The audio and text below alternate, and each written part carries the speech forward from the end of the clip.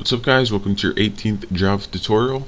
In this tutorial I'm going to be going over something called nested if statements and also else if statements.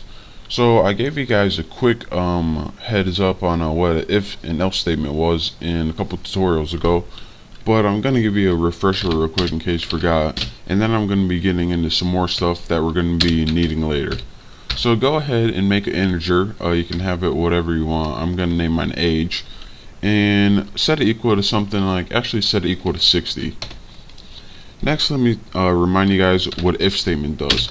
What if statement does is it tests a condition, and if that condition is true, so age is less than 50, it does a certain thing. So let's say if age was less than 50, which is not, we want you to print out on the screen. Let's make sure I got this typed right before I go any farther. If its age is less than 50, then you're pretty young, so you are young. So it allows you to make a decision if a condition is true.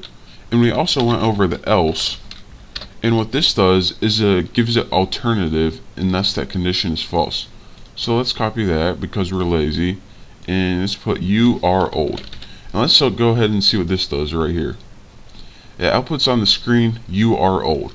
So what this did, real quick, I'm not going to get in detail because I told you later, it looked at this variable called age and tested if it was less than 50. If it was going to print this, you are young. But it wasn't, so it printed this. And again, this is how you can give Java a way of making many choices or just one choice in this condition. But what I wanted to talk to you guys about in this tutorial is not the simple if-else statement. It's something called a nested if-else statement or a nested if statement. And what it is this. Instead of just having one action if it's true or one action if it's false, say if it was false, you wanted it to perform another decision. Well, actually what you can do is take this entire if-else statement and plug it in one of these things right here. So say the age is 60 right here.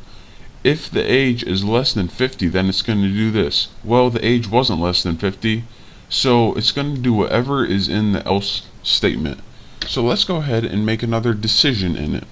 Alright, we already know that the age is greater than 50, so let's go ahead, alright, if in that case age is greater than 75, well, what do we want to do? We'll just print out you are really old. So if age is greater than 75, we want to print out you are really old. Else, in that case, age must be greater than 50 but less than 75. What are we going to print out? We'll print out something nice for him. Don't worry, you aren't really that old, with a bunch of typos because that's what they wanted. So let's go ahead and run this, and when we do, it says you are old, don't worry, you aren't really that old. And let me show you guys what happened right here. This entire thing is your main if else.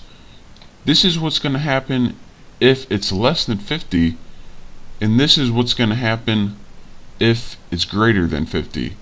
Now if it's greater than 50, which it is, the first thing it's going to do is print out this statement, you are old. And then it's going to say, alright, what else do I do if it's greater than 50? Oh, I got a whole nother decision I got to make. So aside from this entire decision, I got to make another decision. Is my age greater than 75? No, it's 60. Well, then I'll go to this one. Don't worry, you aren't really that old.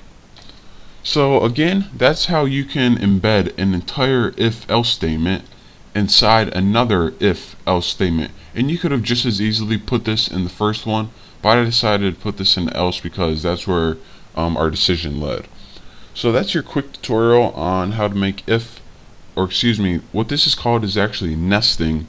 When you have one if-else statement inside another one, it's called nesting if statements or nesting if-else statements.